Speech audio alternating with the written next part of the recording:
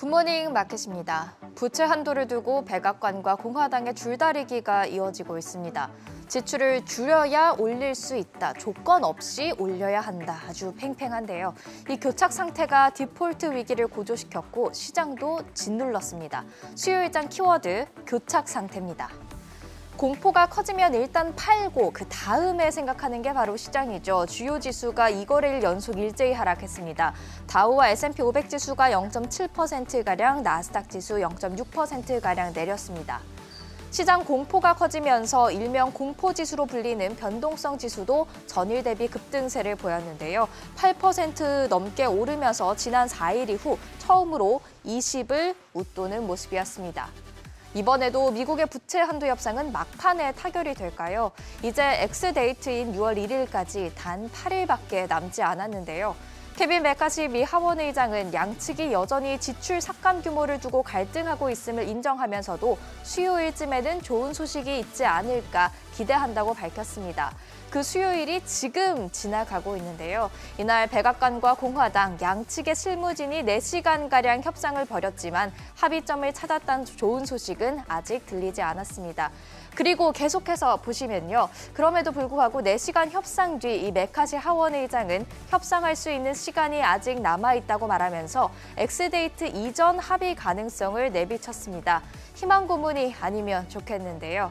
전문가들도 지금껏 그래왔듯 양측이 디폴트 직전까지 협상을 이어가다가 극적인 합의를 이뤄낼 것으로 기대하고 있습니다. 막판에 양보하면서 합의를 보는 경향이 있다. 디폴트 직전에야 합의를 할 수 있다.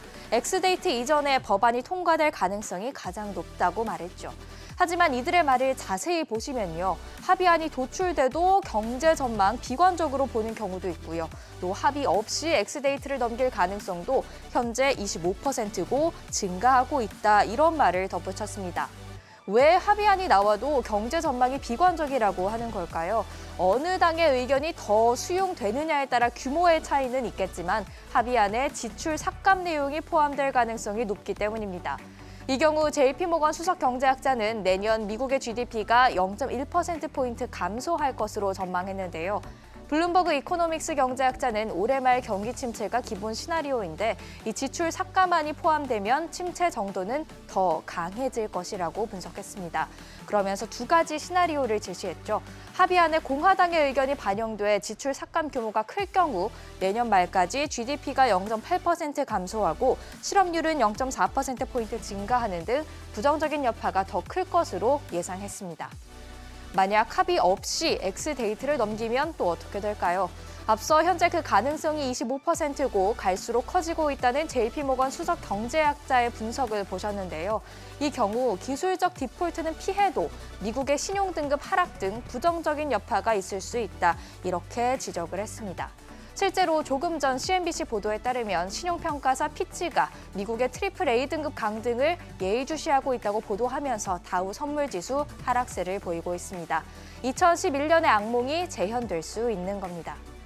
2024년 대선을 앞둔 만큼 부채 한도 협상 교착 상태를 부정적으로 바라보는 미국인들의 시선이 협상팀을 압박할 수 있을까요? 이 몬마우스 대학의 전국 설문조사 결과 디폴트가 심각한 경제 문제를 초래할 것이라고 생각하는 미국인들이 42%에 달했고요.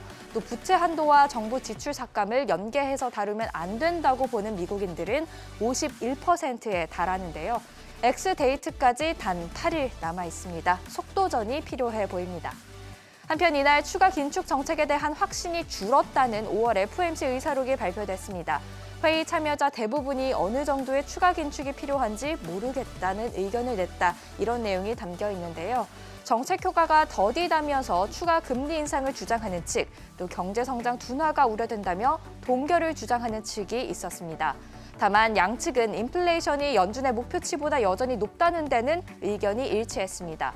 따라서 인플레이션이 연준의 목표치 2%로 향하고 있는지 알려줄 경제 지표가 더 중요해졌습니다.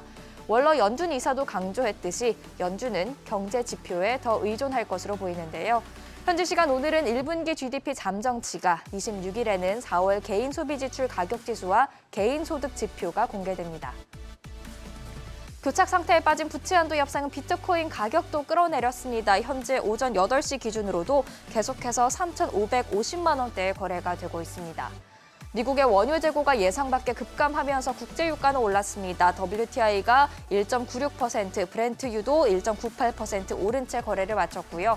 국채 수익률도 모두 올랐습니다. 원금과 이자를 제때 못 돌려받을 수 있다는 생각에 단기 국채일수록 더 많은 프리미엄이 요구되고 있는 건데요. 1개월물 국채 수익률이 5.8%까지 올라왔고요. 3개월물 5.36% 기록했습니다. 10년물 국채 수익률은 3.744%를 기록했습니다. 지금까지 굿모닝 마켓이었습니다.